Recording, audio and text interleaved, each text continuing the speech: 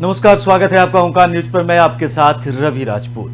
वहीं कर्नाटक चुनाव के लिए भारतीय जनता पार्टी ने अपना घोषणा पत्र जारी कर दिया है। बीजेपी अध्यक्ष जेपी नड्डा, सीएम बोम्मई और पूर्व सीएम बीएस येदियुरप्पा ने पार्टी का विजन डॉक्यूमेंट प्रजाध्वनि जारी किया है। बीजेपी ने अपने मैनिफेस्टो में कर्नाटक में यूनिफॉर्म सिविल कोड लागू करने का वादा किया है। बीजेपी ने अपने मैनिफेस्टो में 7A को ध्यान में रखा है। इनमें कई योजनाएं शामिल हैं। इसके साथ ही बीजेपी ने बीपीएल कार्ड धारकों को 3 फ्री कुकिंग गैस सिलेंडर देने का वादा किया है। इसके अलावा हर वार्ड में एक अटल आहार केंद्र स्थापित करने और पोषण स्कीम के तहत बीपीएल कार्ड धारक परिवार को आधा लीटर नंदनी दूध देने का वादा किया है।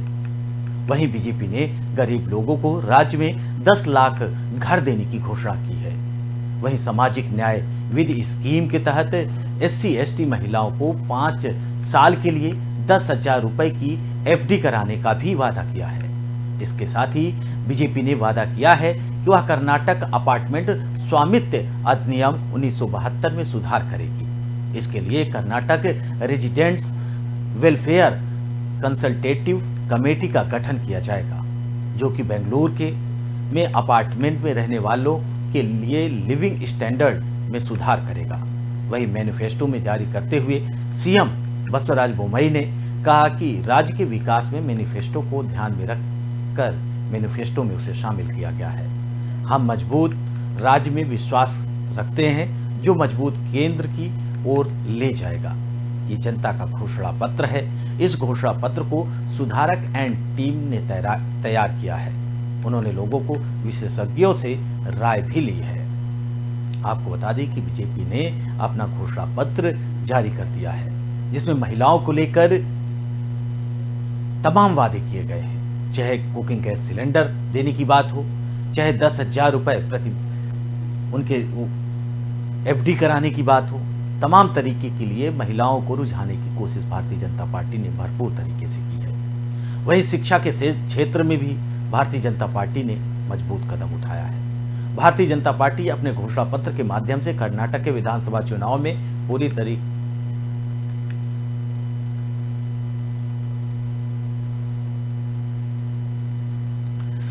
वहीं आपको बता दें कि घोषणा पत्र जारी होने के बाद बीजेपी के तमाम नेता बड़ी बड़ी बातें और कर्नाटक को एक सुधार राज्य, यानी कर्नाटक में बीजेपी की सरकार बनेगी तो कर्नाटक विकास के रास्ते पर चलेगा।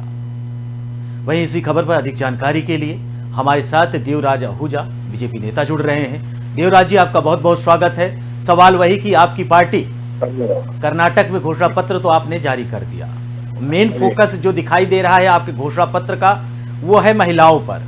फिलहाल घोषणा पत्र में ऐसी कौन सी चीजें शामिल की है जो कांग्रेस के पास और कांग्रेस देने में सक्षम नहीं है? देवराज जी देखिए, जहाँ तक जो है देवराज जी, हमारी आवाज आप तक पहुंच रही है? जी, आवाज आ रही है, आपकी सुन पा रहा हूँ, धन्यवाद। आपको आवाज आ रही है? देवराज जी तक हमारी आवाज नहीं पहुंच पा रही है किसी कारण। बस आपको आवाज आ रही है? बता दें कि रवि जी, आपको आवाज आ रही है मेरी? जी जी जी देवराज जी, हमारा प्रश्न है कि आपने अपना घोषणा पत्र कर्नाटक के लिए जारी किया है। उसमें महिलाओं के लिए कुकिंग गैस सिलेंडर, FD की बात, जिनके पास घर नहीं उनको घर, पोषण आहार, तमाम तरीके की चीजें आपने अपने घोषणा पत्र में शामिल की है। क्या आप ये माना जाए कि आपकी सरकार जब कर्नाटक में बनेगी तो ये सारी जितनी भी घोषणाएं आपने की हैं ये सब लागू होगा? देखिए, जहाँ तक जो है अपना मैनिफेस्टो, जो एक मतलब मैं कहूँगा कि एक ओथ होती है, एक शपथ होती है। किसी भी राज्य में हम किसी को झूठ तो बोल नहीं सकते। हमारी इतने राज्यों में सरकार है, केंद्र में सरकार है, आदरणीय मोदी जी सबका साथ सबका विकास के हम लेके चल रहे हैं, आगे बढ़े। जहाँ तक कर्नाटक चुनाव की बात है, महिलाओं को हमने सशक्तिकरण की बात हमने जो डे 1 थी 2014 में सरकार बनी थी केंद्र में, उसके बाद राज्यों में जहाँ हमने जो महिलाओं को सशक्तिकरण के लिए, उनके एम्प्लॉयमेंट के लिए, उनकी एम्पावरमेंट के लिए, साथ साथ और महिलाओं की शिक्षा सुरक्षा के लिए हमने बहुत ज्यादा अपना जो कदम उठाया। हम चाहते हैं मतलब महिलाओं को सशक्त करना, यानी कि पूरे घर को करना। अगर हम उनको जो छत देंगे तो उसमें महिलाओं के साथ साथ जो उनके हस्बैंड है, बच्चे हैं, वो भी अपना सुरक्षित रहेंगे, सेफ रहेंगे। साथ साथ अगर वो पोषण की बात करें तो बच्चों तो महिला, भारतीय महिलाएं जो होती है वो बहुत ही जिम्मेवार जो नागरिक के रूप में, सीमा महिला के रूप में सारे मेरे को दिखती है। ये तो बात हुई महिलाओं के सशक्तिकरण की। दूसरी बात, भारतीय जनता पार्टी का जब भी घोषणा पत्र है, आपने देखा होगा, हमने 99% जो हमारे पूरे करने की बात करते हैं, 1% नहीं भी हो पाता, उसके ऊपर भी फोकस करते हैं, हम जो भी बोला करते हैं। कांग्रेस की तरह आके जो गालियां देने से, चुनाव के ही लोगों के बीच में जाना, हमारी भारतीय जनता पार्टी, कांग्रेस या अन्य विपक्षी दलों के साथ अगर कंपेयर करेंगे, बीजेपी जो है हर नागरिक तक पहुंचने का प्रयास करते हैं, पूरे 5 वर्ष में तत्पर रहती है कार्य में। ये नहीं कि हम एक ही दिन में चुनाव आगे उन्हें अपना बोरी बिस्तर उठाया पहुंच गए। हमारा हर नेता, हमारा हर विधायक, पार्षद, कार्यकर्ता। देवराज जी सवाल ये है कि आपकी पार्टी ने, हमने माना कि अगर केंद्र की सरकार, आप मोदी सरकार ने अगर जो भी घोषणाएं इसके पहले किया था उसे पूरा किया, नहीं किया, हम उस पर नहीं जाएंगे।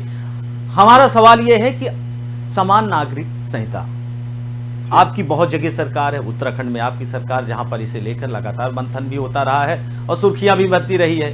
यूपी भी है, मध्य प्रदेश भी है, तमाम राज्य हैं जहां पर आपकी सरकारें हैं। लेकिन कर्नाटक में आपने समान नागरिक संहिता लागू करने की बात कह दी, और जगह तो आपने अभी तक लागू भी नहीं किया। देखिए, ज्यादा समान चुनावी संहिता की बात है, ये है तो अपना लोकतंत्र को मजबूत करने के लिए, लेकिन सभी को जो है विश्वास में लेना होता है, उसमें टाइम लगता है। हमने कमेटियों का गठन भी किया हुआ है और हमारा बिल्कुल अभी भी इसमें हम बिल्कुल कहीं पीछे नहीं हट रहे।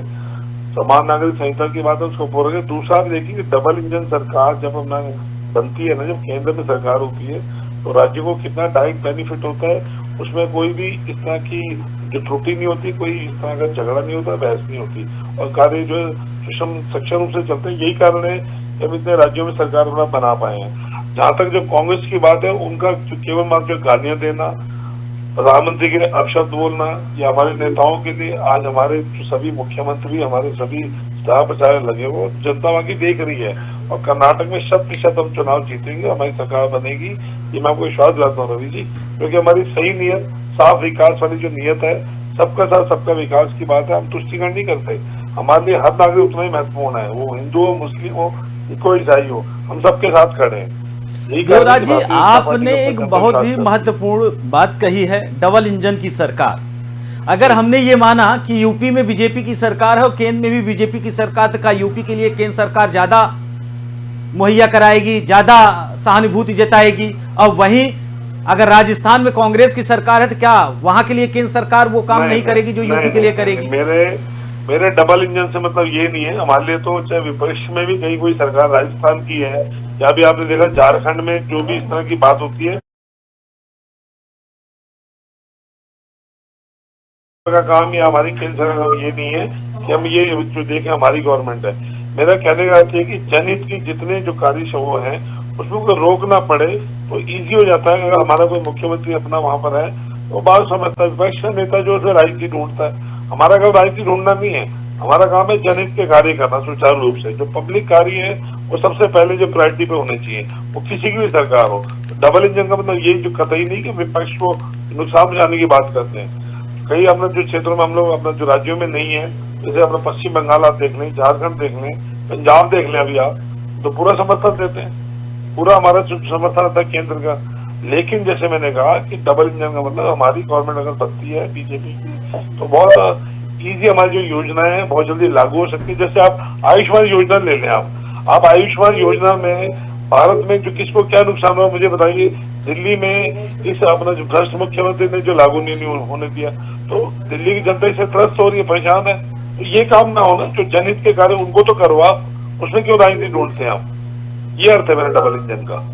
नहीं देवराज जी, आपने बताया कि अगर योजनाएं केंद्र सरकार की कोई भी योजनाएं हैं तो राज्य सरकार के साथ मिलकर उन योजनाओं को बढ़ाना और उस योजना का जो लाभ है हर गरीब तबके तक पहुंचाना, ये कुल मिलाकर सभी का धर्म है और ये होता भी है। लेकिन सवाल ये है कि देवराज जी, एक महत्वपूर्ण सवाल है आपसे कि चाहे उत्तर प्रदेश हो या अन्य प्रदेशों में आपकी पार्टी का एक मेन एजेंडा और मेन फोकस होता है भ्रष्टाचार और अपराध को खत्म करना, लेकिन कर्नाटक में ऐसी कोई भी वादे आपके दिखाई नहीं दे रहे। नहीं, तो कर्नाटक में भ्रष्टाचार तो देखिए वो तो अंडरस्टूड है, हमारी सरकार बनेगी, भ्रष्टाचार से तो हमारा दूर दूर तक कोई मतलब नहीं है, हमने उसको खत्म करने की हमने ठानी है। वो तो केंद्र की पूरी नीति है आदरणीय मोदी जी की नीति है, भाजपा की नीति है। लेकिन जहाँ तक कर्नाटक की जो लोकल मुद्दे हैं वहाँ पे जो महिलाओं को आज देखिए हमेशा जो पीछे रखा गया, महिलाओं को ज्यादा उनको सशक्तिकरण की जो बात हम करते थे कर्नाटक में नहीं थी। हालांकि बहुत एजुकेटेड महिलाएं हैं, सब कुछ है, तो हम वहाँ पे महिलाओं के जो सशक्तिकरण की बात कर रहे हैं, उनको अपना गैस जो देने की बात कर रहे हैं, तो एक अच्छा एक माहौल बनता है। एक महिला जो है पूरा सुरक्षित मन से, अच्छे मन से अपना घर का काम संभालती है, तो जो वहाँ के जो लोकल मुद्दे हैं वो अपना करेगी। ये हमारी योजना है। बिल्कुल बिल्कुल देवराज आहूजा जी, सवाल ये है कि नेता और पार्टियां जो वादे करती हैं वो चुनाव के बाद कितना सच्चाई में बदलता है, फिलहाल ये जनता से बेहतर कोई नहीं जान सकता। आहूजा जी, आप हमारे साथ जुड़े और अधिक जानकारी साझा की, आपका बहुत बहुत शुक्रिया। धन्यवाद। वही आपको बता दें कि बीजेपी ने कर्नाटक में अपना घोषणा पत्र जारी कर दिया है, जिसके बाद से ही लगातार राजनीतिक गलियारों में अब कांग्रेस ने भी तंज कसना शुरू कर दिया। आपको बता दें कि बीजेपी ने अपने घोषणा पत्र में महिलाओं को विशेष फोकस किया है। बीजेपी ने बीपीएल कार्ड धारकों के लिए 3 फ्री गैस सिलेंडर देने के वादे किए हैं। वहीं उन्होंने आचार संहिता लागू करने की एक महत्वपूर्ण बात कही है। वहीं बढ़ते अगली खबर की ओर, जहां कर्नाटक विधानसभा चुनाव में अब मात्र 10 दिन शेष रह गया है, जिसके चलते राज्य में चुनावी लड़ाई हॉट स्पीच पर पहुंच गई है। वहीं आपको बता दें, खासकर सूबे की 2 प्रमुख पार्टियों के बीच राजनीतिक प्रतिद्वंदिता ज्यादा देखने के लिए मिल रही है। कर्नाटक के लिए लड़ाई तेज होने के बीच पीएम मोदी ने बीदर में एक चुनावी रैली में कहा कि कांग्रेस ने उन्हें 91 बार कई प्रकार के नामों से गाली दी है। इसके बाद कांग्रेस के कई दिग्गज नेताओं ने इस पर अपनी तीखी प्रतिक्रिया दी है। कांग्रेस के वरिष्ठ नेता जयराम रमेश ने मोदी के इस कथन पर पलटवार करते हुए जवाब दिया है कि पीएम मोदी कर्नाटक में विक्टिम कार्ड खेल रहे हैं, क्योंकि वह ध्रुवीकरण के लिए गंदी चालें चलने के लिए शाह और योगी पर छोड़ देते हैं। कांग्रेस महासचिव ने कहा कि कर्नाटक में प्रधानमंत्री के प्रचार का पहला दिन 3 DE की कहानी है, एक डबल इंजन, दूसरा निराश और तीसरा हताशा।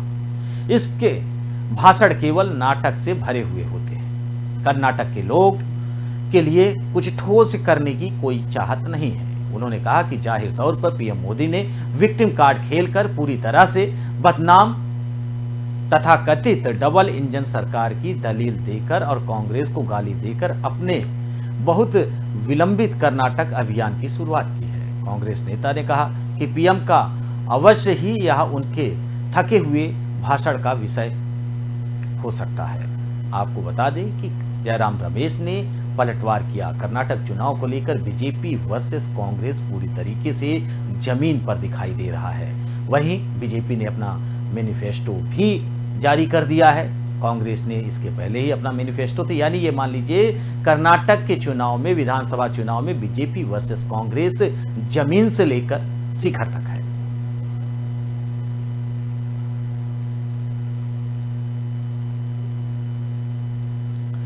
वहीं बढ़ते हैं अगली खबर की ओर, जहां बहुजन समाज पार्टी की अध्यक्ष और उत्तर प्रदेश की पूर्व मुख्यमंत्री मायावती ने रविवार को कहा कि उनकी पार्टी द्वारा नगर निकाय चुनाव में मुस्लिम समाज को उचित भागीदारी दिए जाने के कारण जातिवाद एवं सांप्रदायिक दलों की नींद उड़ी हुई है।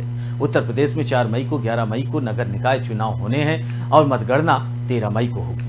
बसपा प्रमुख ट्वीट ने किया कि उत्तर प्रदेश निकाय चुनाव के तहत 17 नगर निगमों में महापौर पद के लिए हो रहे चुनाव में बसपा द्वारा मुस्लिम समाज को भी उचित भागीदारी देने को लेकर यहां राजनीति काफी गरमाई हुई है और इससे खासकर जातिवाद एवं सांप्रदायिक दलों की नींद उड़ी हुई है।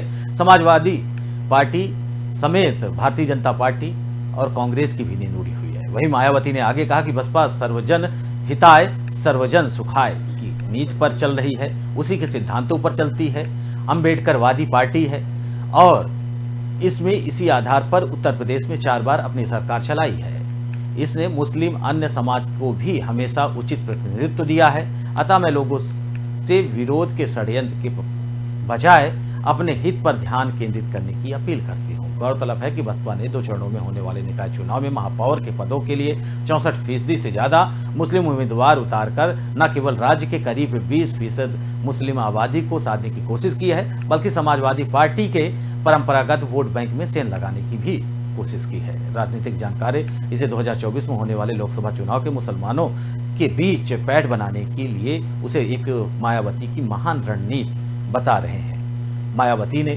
मुस्लिम समुदाय को साधने के लिए निकाय चुनाव में पूरी जोर लगाई हुई है। आपको बता दें 2024 के चुनाव 2024 से पहले ये मायावती का एक मास्टर कार्ड माना जा रहा है।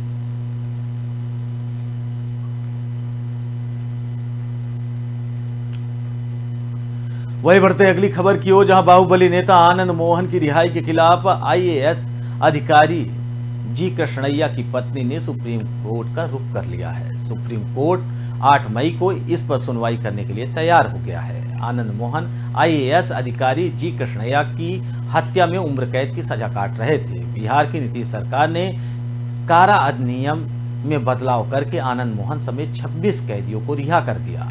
दरअसल बिहार की नीतीश सरकार ने कारा अधिनियम में बदलाव करके आनंद मोहन समेत 26 कैदियों को रिहा किया था। आनंद मोहन की रिहाई के बाद से आईएएस अधिकारी जी कृष्णैया का परिवार लगातार नीतीश सरकार के इस फैसले पर विरोध जता रहा है। आनंद मोहन की रिहाई को जी कृष्णैया की बेटी ने दुखद बताया है। उन्होंने कहा था कि यह हमारे लिए ही नहीं बल्कि पूरे देश के लिए अन्याय है। वहीं जी कृष्णैया की पत्नी उमा देवी ने कहा कि जनता आनंद मोहन की रिहाई का विरोध करेगी, उसे वापस जेल भेजने की मांग करेगी। आनंद मोहन को रिहा करना गलत फैसला है। सीएम नीतीश को इस तरह की चीजों को बढ़ावा नहीं देना चाहिए। अगर आनंद मोहन भविष्य में चुनाव लड़ेंगे तो जनता को उनका बहिष्कार करना चाहिए। मैं उन्हें आनंद मोहन वापस जेल भेजने की अपील करती हूँ। यानी जी कृष्णैया की पत्नी ने पूरी तरीके से आनंद मोहन के खिलाफ एक मुहिम छेड़ दी है। वो सुप्रीम कोर्ट का दरवाजा खटखटा चुकी हैं। माना यह जा रहा है कि 8 तारीख को इस मामले में सुनवाई भी हो सकती है।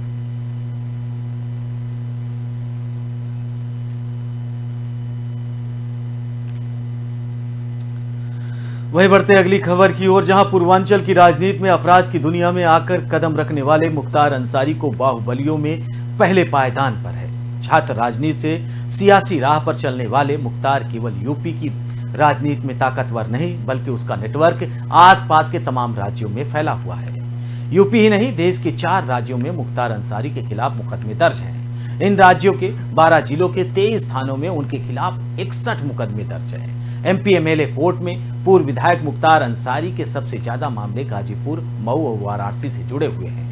मुख्तार अंसारी ने सिर्फ पूर्वांचल ही नहीं बल्कि प्रदेश की राजधानी लखनऊ, दिल्ली, पंजाब, मुंबई तक में अपने नाजायज जो कारोबार है उसे फैला रखा है। लगभग पूरे देश में अपने मजबूत नेटवर्क के लिए कुख्यात मुख्तार पर हत्या के प्रयास, अपहरण, रंगदारी के लिए धमकी, दंगा भड़काने, धोखाधड़ी, सरकारी व निजी संपत्तियों पर कब्जा करने, वसूली करना, असलाहों और मछली आदि विविध वस्तुओं की तस्करी, gangster, criminal law amendment act, अकोका, एनएसए आदि गंभीर आरोपों में उनके ऊपर मुकदमे दर्ज हैं। चारों राज्यों के 12 जनपदों की 21 थानों में मुख्तार पर दर्ज मुकदमे उनकी काली दुनिया की कमाई बता रहे हैं। गाजीपुर के स्थानीय लोगों को माने तो अपने छात्र जीवन से ही जयराम नाजायज कारोबार के दबदबे से अपराध की दुनिया में मुख्तार ने कदम रख दिया था।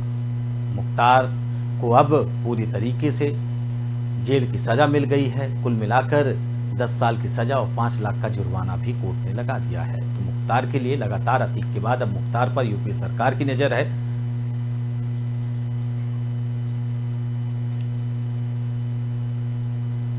वहीं बढ़ते अगली खबर की ओर, जहां वाराणसी कोतवाली थानों की डीएवी कॉलेज में सोमवार को मॉर्निंग वॉक करने निकले क्रिकेट कोच को हथियारबंद बदमाशों ने गोली मार दी। तमाम तरीके की जो खबरें हैं वो आज वायरल हो रही हैं। फिलहाल इस बुलेटिन में हमारे साथ इतना ही। बाकी देश दुनिया की तमाम बड़ी खबरों से जुड़ने के लिए देखते रहिए ओंकार न्यूज।